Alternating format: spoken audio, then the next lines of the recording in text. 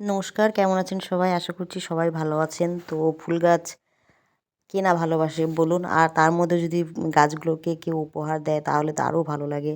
তো এই গাছগুলোকে আমার মেয়ে আমাকে গিফট করেছে। তো আমার তো খুবই পছন্দ হয়েছে ফুল গাছ। আর আমি এমনিতেই ফুল খুব পছন্দ করি আর গাছ লাগাতেও খুব ভালোবাসি। তো ফুল গাছগুলো পেয়ে আমি খুবই খুশি। আমি লাগাতে চাইছিলাম, তো ছেলে বলল, "না, আমি লাগাবো।" তো আমি বললাম, "ঠিক আছে, চলো তুমি লাগাও।" দেখুন ও কীভাবে লাগাচ্ছে, মাটিটা গর্ত না করে ও ফুল গাছগুলো লাগাচ্ছে। তো আমি বললাম, "প্রথমে মাটিটাকে আগেই গর্ত করো, গর্ত করে তারপরে তুমি ফুল গাছটাকে লাগাও।" কিন্তু ও বলল, "না, আমি পারবো।" তো দেখুন হলো না, গাছটাকে আবার টব থেকে নামালো, টব থেকে নামিয়ে নিয়ে তারপরে আবার মাটিগুলোকে চারপাশে সরিয়ে তারপরে গাছটাকে আবার লাগালো। আর এখন শীতের টাইমে তো মার্কেটে প্রচুর রকম ফুল গাছ পাওয়া যায়। তো কে কে ফুল গাছ লাগাতে ভালোবাসো, ফুল পছন্দ করো, আমাকে একটু কমেন্ট করো। আমি তো ভীষণই পছন্দ করি। তো এই দুটো গাছই লাগিয়েছি। আগের কিছু গাছ আছে আমার, ওগুলো 12 মাসই ফুল দেয়। তো এবার শীতে শুধু এই দুটো গাছই লাগানো হয়েছে।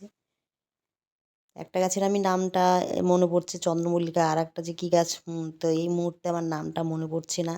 যাই হোক, ফুল গাছটা দেখে তোমরাই বলে দিও যে ফুল গাছটার কী নাম।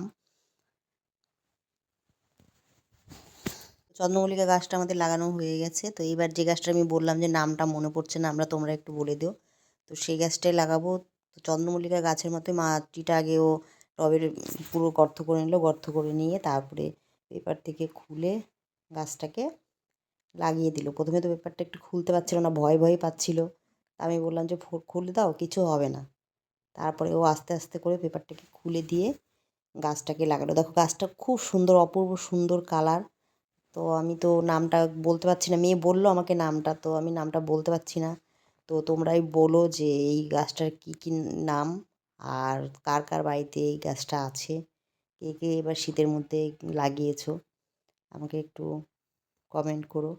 আর এই গাছগুলো কতদিন থাকে সেটাও আমি জানি না, হয়তো শীতের টাইমটাই শুধু থাকে, গরমে হয়তো এই গাছটা থাকে না। চন্দ্রমল্লিকা তো থেকে যায়।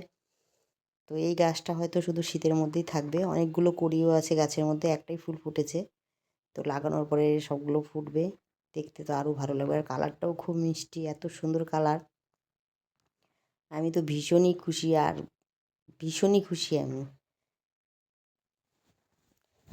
তো তোমরাও বলো যে গাছগুলো কেমন হয়েছে। যতটা ঠান্ডা পড়ছে আমি মনে হয় না গাছগুলোকে ঠিকঠাক বাঁচিয়ে রাখতে পারবো, কারণ একটু রৌদ্র তো দরকার হবে।